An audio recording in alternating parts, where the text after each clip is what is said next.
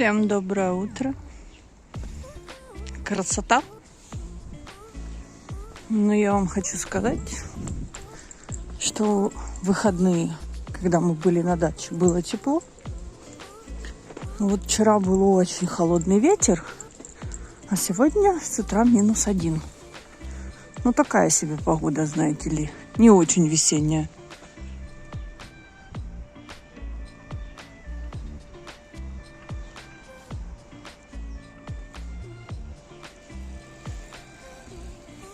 А хотелось бы как-то тепла.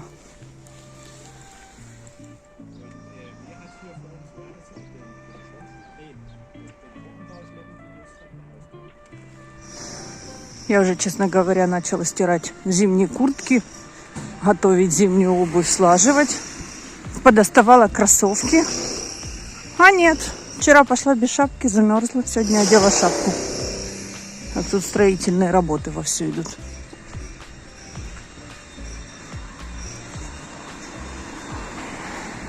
И что-то в ближайшее время особой жары не обещают. Хотя самое интересное, что сегодня с утра -1, днем вроде бы обещают 10, а завтра вроде бы обещают +17. Но потом обратно похолодание и ночью минус. Ну, в общем, даже не знаю. Мы-то запланировали на каникулы поехать на дачу, потому что, там много еще чего надо делать. Но теперь даже не знаю. Я надеюсь, что за эти 1,5 недели погода изменится, по крайней мере, то, что обещает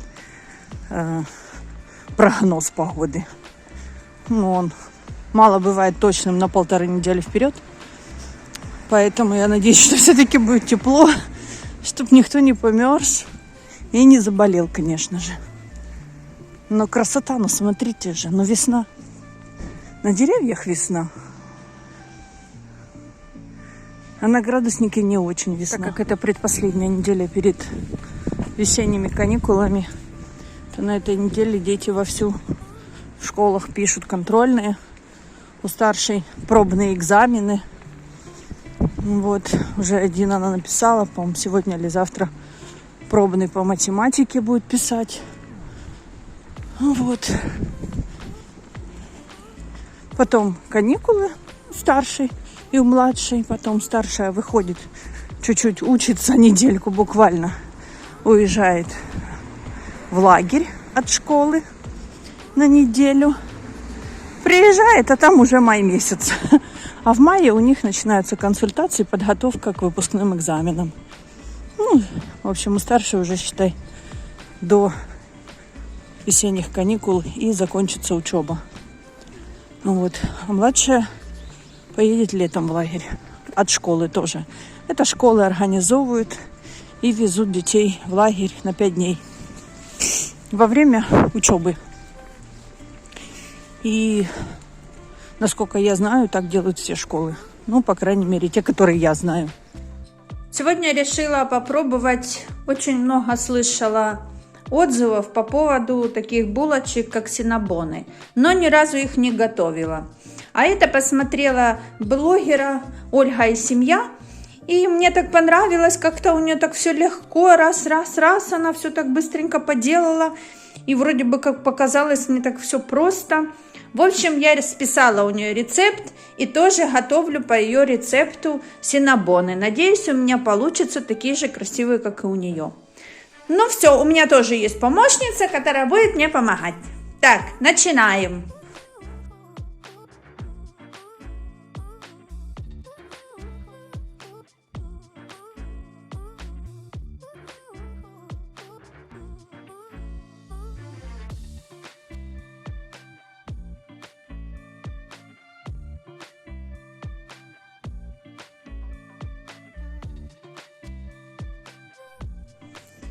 Так, дрожжи или опара у нас постояла вот так вот, разошлась уже. Хорошо, загуляли дрожжи. Продолжаем процесс. Значит, пол чайной ложки соли. Рецепт напишу под видео. Если получится, конечно. Вон соль, бери, пол-чайной ложки. Без горки. Да, да. Ты не знаешь, как пол-чайной ложки делать?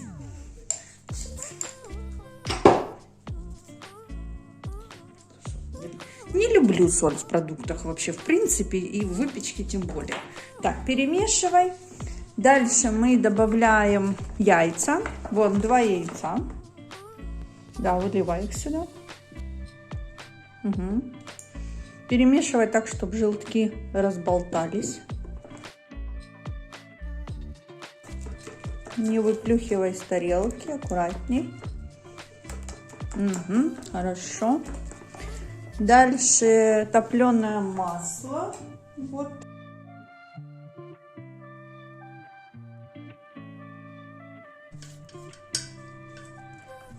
Вот это ж надо додуматься, понимаете? Постоянно у меня ожоги откуда-то.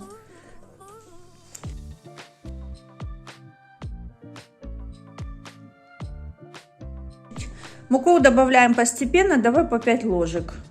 Да, в чашку кидай и просеивай. Муку надо просеивать для того, чтобы мука насытилась кислородом и получились пышненькие булочки. Ну, конечно, это еще зависит от дрожжей, но от муки тоже много чего зависит.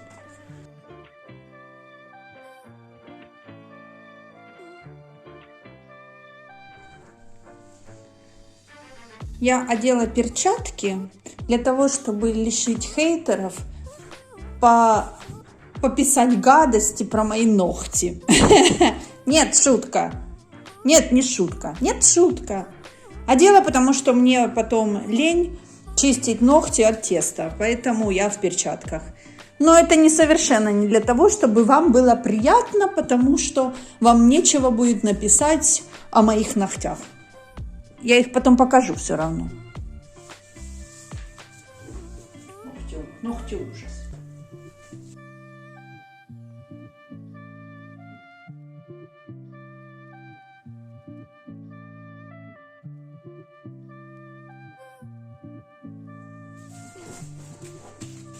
Вот такое вот мягенькое, приятное тесто. Очень такое прям хорошенькое, мягусенькое. Так, все, ложу в тарелку, ставлю в теплое место, чтобы оно расстоялось. Ну и поднялось, соответственно. Тесто постояло, надеюсь, подошло. Сейчас посмотрим. О! Вот. Ну, можно было, чтобы оно еще постояло, но уже нет терпения ждать. Хочется быстрее увидеть результат, поэтому уже достаем, раскатываем и быстренько закладываем. Духовку я уже включила. Духовку включаем на 200 градусов, чтобы была горячая.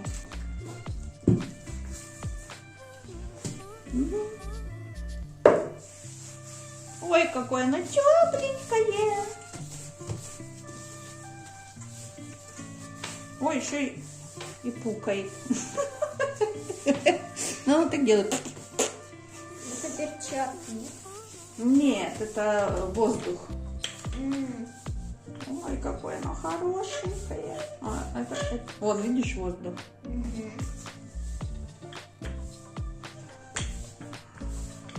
Так, раскатываем тоненько.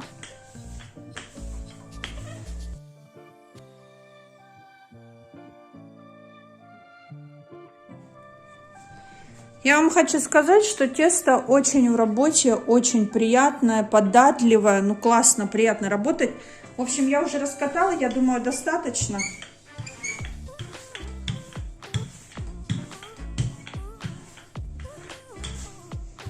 Все. Думаю, хватит.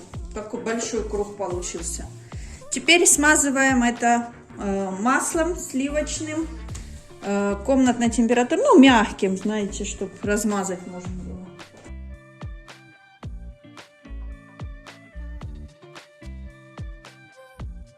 В общем, у меня масло, которое не захотело растаять даже в тепле. Видите, оно такое не хочет таять.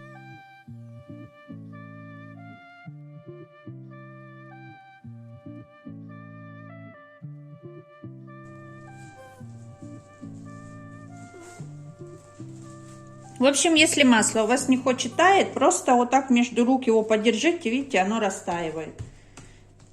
Как у меня, не захотела таять, но мы его заставили. На ноги поставили, танцевать заставили.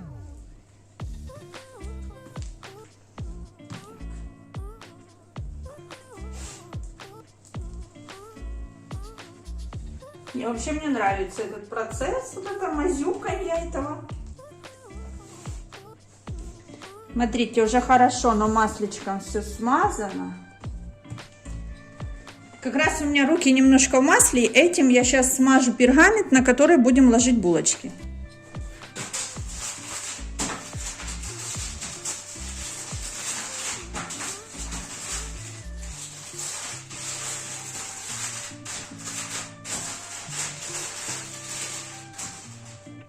Так, готово, да? Лисюня, дальше ты мне помогай, потому что у меня руки либо надо снимать это все. Бери вот это. Спасибо. Посыпаю так, чтобы равномерненько было. Значит, посыпаем сахар, смешанный с корицей.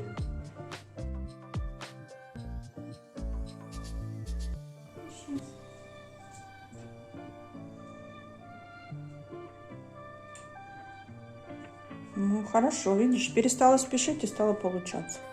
Теперь вот эти, да, пробелы закрывай.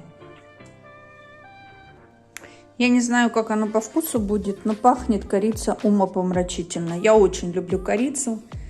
И я люблю печеньки с корицей, булочки с корицей, пирог, когда он с яблоками, с корицей. Ну, пирог с яблоками, честно, не очень я, конечно, люблю. Я люблю штрудель. И когда штрудель делаю, то всегда в яблоки ложу корицу. Ну, вообще, даже я яблоки запекала в духовке, тоже корицей посыпала. Ну, яблоки с корицей идеальное сочетание.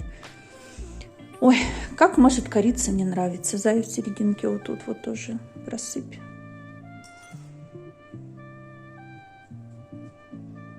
Ну, кто, кстати, я вот подумала, я понимаю, что синнабон классический рецепт вот такой вот, но если вот все получится и тесто окажется классным, ну, пока мне все нравится в работе и по рецепту так просто, то кто не любит, например, корицу, можно просто сахаром посыпать.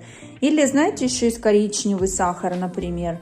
И я, например, очень люблю орехи. Я думаю, если сюда дробленые орехи с сахаром посыпать, там, ну, какие вы любите, я думаю, тоже будет очень вкусно. Я что-то подобное делала, когда вот булочки с орехами внутри. Ну, кто любит орехи, тем вкусно.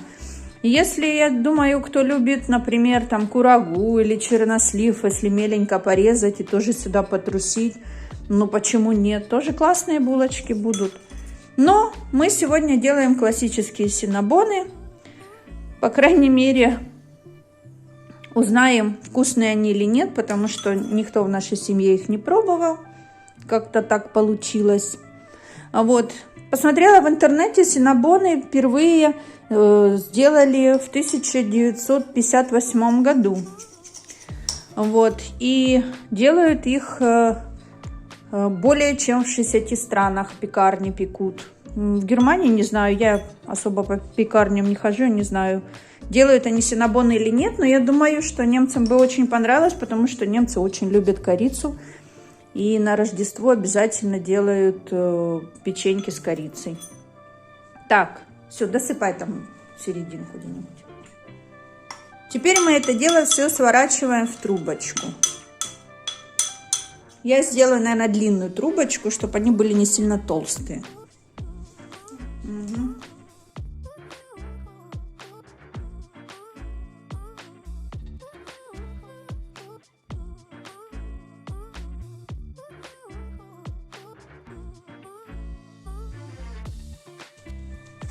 У меня всегда проблема, что у меня все расклеивается, поэтому я вот как бы стараюсь заклеить, чтобы они не расклеились.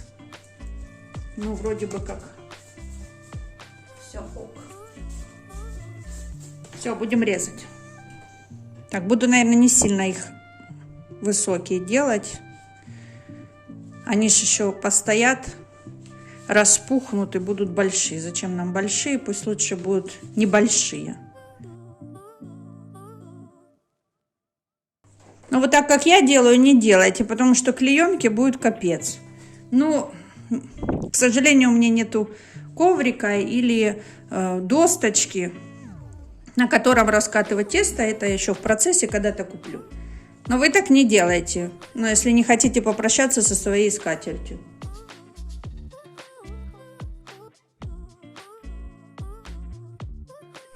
Так, застелила форму пергаментом и смазала маслом. Все, теперь ставим туда булочки.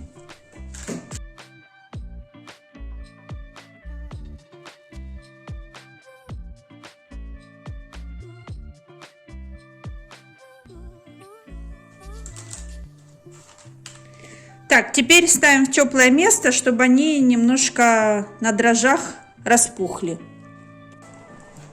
Ну вот, смотрите, видите, расстояние между ними пропало. Они чуть-чуть распухли. И все, ставим в духовку 200 градусов на где-то 25-30 минут. Ну вот такие у меня получились булочки. Единственное, что 30 минут они у меня не стояли, но я их поставила в очень горячую духовку. И как-то, не знаю, может быть, не знаю, минут 15. Но пока я делала крем, по крайней мере, они уже спеклись. Ну, не знаю. Я время не засекала. В общем, мажем булочки. Вы видите, я их ставила чуть-чуть на расстояние друг от друга, но они разошлись и стоят уже все вплотную друг к дружке.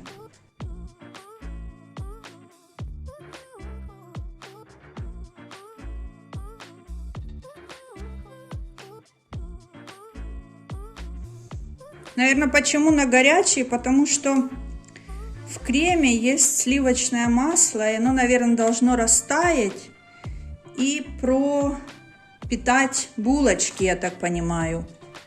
Поэтому, наверное, надо на горячие мазать крем, чтобы булочки пропитались и маслом, и сыром, и пудрочкой, и были вкусненькие. Вот. Сейчас мы их так оставим постоять. А потом я их переложу в красивую тарелочку. Хочу их по бокам тоже намазать, чтобы по бокам кремушек был. Ну, как-то вот так выглядят булочки. Ну, вот такие вот синнабоны у меня получились.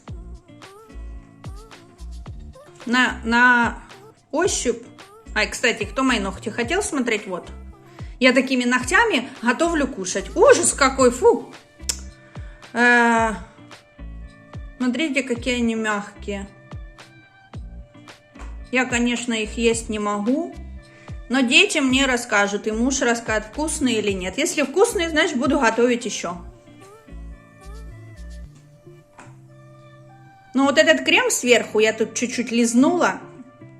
Очень вкусный. Не знаю, как внутри, но сверху вкусненько. Вот такие синнабоны. Ну, вот такие они в разрезе. Отлично пропеклись. Очень воздушное, хорошее тесто. Ну, сейчас будем слушать мнение экспертов. Что скажет моя семья?